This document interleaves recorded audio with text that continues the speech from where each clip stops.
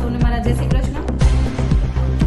સુરત મહાનગરપાલિકાની અંદર અત્યારે કહેવાય ને જે પરિસ્થિતિ છે ધીમે ધીમે કથળી રહી છે। જે પ્રમાણેના દૂષિત પાણીના આંકડાઓ આવે છે, જે પ્રમાણે જે ગંદુ પાણી છે, એમના જે સેમ્પલ લેવાયા છે, સેમ્પલ ફેલ થયા છે, પરંતુ બીજી બાજુ 30 વર્ષથી ફાકા ફોજદારી કરતી શાસકો કે જેમની ટ્રિપલ એન્જિનની સરકાર છે, સુરત મહાનગરપાલિકામાં ભાજપના મેયર છે, રાજ્ય સરકારમાં ભાજપની સરકાર છે, કેન્દ્ર સરકારની અંદર ભાજપની સરકાર છે।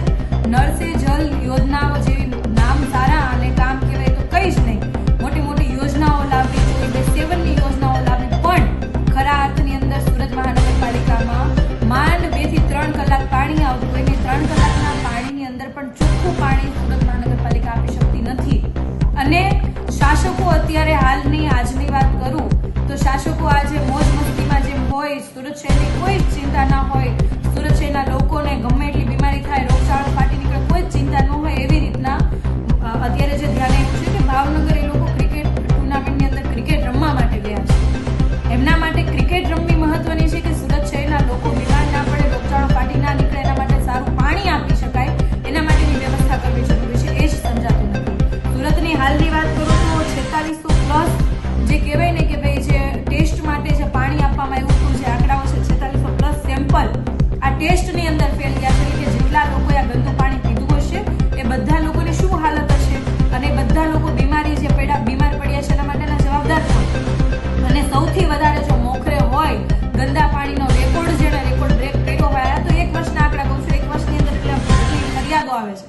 લિંબાયતમાં 1187 જેટલી ફરિયાદ ગંદા પાણીની નોંધાઈ છે। સૌથી મોખરે લિંબાયત ઝોન છે કે જ્યાં કોર્પોરેટરો ભાજપના છે, ધારાસભ્ય ભાજપના છે, સાંસદ ભાજપના છે, અહીંયા સુરતની અંદર મેયર પણ ભાજપના છે, પણ ત્યાં સૌથી વધારે ગંદા પાણીની ફરિયાદ નોંધાઈ છે। સેન્ટ્રલ ઝોનની અંદર 1098, ઉધના ઝોન કે જ્યાં 1016 જેટલી ફરિયાદ ગંદા પાણીની નોંધાઈ છે।